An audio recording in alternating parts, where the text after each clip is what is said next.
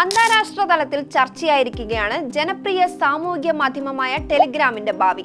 Dark വെബ്സൈറ്റായി മാറുകയാണ് Telegram എന്ന വിമർശനം കൂടുതൽ ശക്തമായിരിക്കുകയാണ്. മയക്കുമരുന്ന് കടത്തും കുട്ടികളുടെ പോൺ ചിത്രങ്ങളുടെ പ്രചാരണവും തടയുന്നതിൽ പരാജയപ്പെട്ടു എന്ന് ആരോപിച്ചാണ് കഴിഞ്ഞ ദിവസം ടെലിഗ്രാമിന്റെ സ്ഥാപകൻ പവൽ ദുറോവ് പാരീസിൽ അറസ്റ്റിലായത്. ടെലിഗ്രാം വഴി നിയമവിരുദ്ധ പ്രവർത്തനങ്ങൾ നടക്കുന്നത് അറിഞ്ഞിട്ടും ഇവ തടയാൻ നടപടി സ്വീകരിച്ചില്ലെന്നതാണ് പവൽ ദുറോവിനെതിരെയുള്ള പ്രധാന ആരോപണം. ടെലിഗ്രാം യൂറോപ്യൻ യൂണിയൻ നിയമങ്ങൾ പാലിക്കുന്നുണ്ടെന്നും ഇതിന്റെ ഉള്ളടക്കം വ്യവസായ മാനദണ്ഡങ്ങൾക്കുള്ളിലാണെന്നും നിരന്തരം മെച്ചപ്പെടുത്തുന്നുണ്ടെന്നുമാണ് കമ്പനിയുടെ വാദം.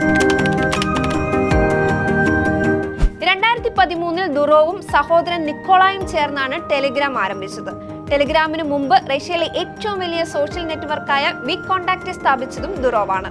2011-2012 കാലഘട്ടത്തിൽ മോസ്കോയെ പിടിച്ചുകുലുക്കിയ ജനാധിപത്യ അനുകൂല പ്രതിഷേധങ്ങൾക്ക് പിന്നാലെ നടന്ന സർക്കാർ അടിച്ചമർത്തൽ കമ്പനിയെ പ്രതിരോധത്തിലാക്കി.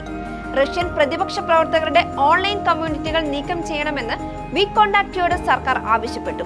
2014 റഷ്യൻ അധികൃതരുടെ സമ്മർദ്ദത്തെ തുടർന്ന് ദുറോവ് വികോണ്ടാക്ടിലെ ഓഹരികൾ വിറ്റഴിച്ച് രാജ്യം വിട്ടു. ഇന്ന് ടെലഗ്രാമിന്റെ ആസ്ഥാനം ദുബായാണ്. വ്യക്തികൾ തമ്മിലുള്ള പരസ്പര സംഭാഷണങ്ങൾ, ഗ്രൂപ്പ് ചാറ്റുകൾ, വലിയ ചാനലുകൾ എന്നിവ അനുവദിക്കുന്ന ഒരു ആപ്പാണ് ടെലഗ്രാം. മെറ്റയുടെ വാട്സ്ആപ്പ് പോലുള്ള എതിരാളികളിൽ നിന്ന് വ്യത്യസ്തമായി ടെലഗ്രാമിന്റെ ഗ്രൂപ്പ് ചാറ്റുകളിൽ 2 ലക്ഷം പേർക്ക് വരെ അംഗങ്ങളാകാം. ഇത്രയും അംഗങ്ങളുള്ള ഗ്രൂപ്പ് ചാറ്റുകളിലൂടെ തെറ്റായ വിവരങ്ങൾ എളുപ്പത്തിൽ പ്രചരിക്കാമെന്ന ആശങ്ക വിദഗ്ധർ പങ്കുവച്ചിട്ടുണ്ട്. ടെലിഗ്രാം അവരുടെ ആശയവിനിമയങ്ങൾക്കായി എൻക്രിപ്ഷൻ വാഗ്ദാനം ചെയ്യുന്നുണ്ട്. എന്നാൽ ഇതൊരു ഡിഫോൾട്ട് ഓപ്ഷൻ അല്ല. ഉപയോക്താക്കൾ അവരുടെ ചാറ്റുകൾ എൻക്രിപ്റ്റ് ചെയ്യുന്നതിനുള്ള ഓപ്ഷൻ ഓണാക്കേണ്ടതുണ്ട്. ഗ്രൂപ്പ് ചാറ്റുകളിലും ഇത് പ്രവർത്തിക്കില്ല. ചാറ്റുകൾ ഡിഫോൾട്ടായി end-to-end എൻക്രിപ്റ്റ് ചെയ്തിരിക്കുന്ന എതിരാളിയായ സിഗ്നൽ, ഫേസ്ബുക്ക് മെസഞ്ചർ എന്നിവയിൽ നിന്ന് വ്യത്യസ്തമാണ് ടെലിഗ്രാം. കള്ളപ്പണം വെളുപ്പിക്കുന്നതിനും മയക്കുമരുന്ന് കടത്തിനും മറ്റു കുറ്റകൃത്യങ്ങൾക്കും ടെലിഗ്രാം പ്ലാറ്റ്ഫോം ഉപയോഗിച്ചു എന്ന് ആരോപിച്ചാണ് ദുറോവിനെ കസ്റ്റഡിയിലെടുത്തതെന്നാണ് ഫ്രഞ്ച് മാധ്യമങ്ങൾ റിപ്പോർട്ട് ചെയ്യുന്നത്. തിങ്കളാഴ്ച ഉച്ചവരെ ഇദ്ദേഹത്തിനെതിരെ കുറ്റം ചുമത്തിയിട്ടില്ല. ഞായറാഴ്ച രാത്രി ഫ്രഞ്ച് അന്വേഷണ ജഡ്ജി ദുറോവിന്റെ തടങ്കൽ ഉത്തരവ് നീട്ടിയതായും ഫ്രഞ്ച് മാധ്യമങ്ങൾ റിപ്പോർട്ട് ചെയ്തിരുന്നു. ഫ്രഞ്ച് നിയമപ്രകാരം ചോദ്യം ചെയ്യലിനായി 4 ദിവസം വരെ ദുറോവിനെ കസ്റ്റഡിയിൽ പാർപ്പിക്കാം.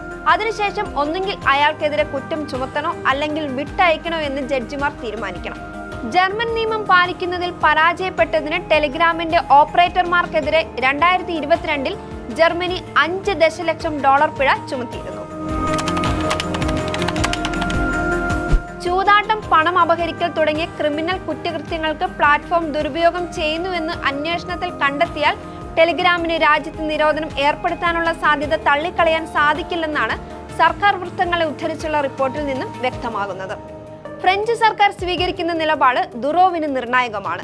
ലോകത്തെ വിവിധ ഭാഗങ്ങളിൽ ടെലഗ്രാമിനെതിരെ നിലനിൽക്കുന്ന ആരോപണങ്ങളുടെ ഭാവിയിലും ഫ്രഞ്ച് ഉദ്യോഗസ്ഥരുടെ നിലപാടിന് പ്രാധാന്യമുണ്ട്.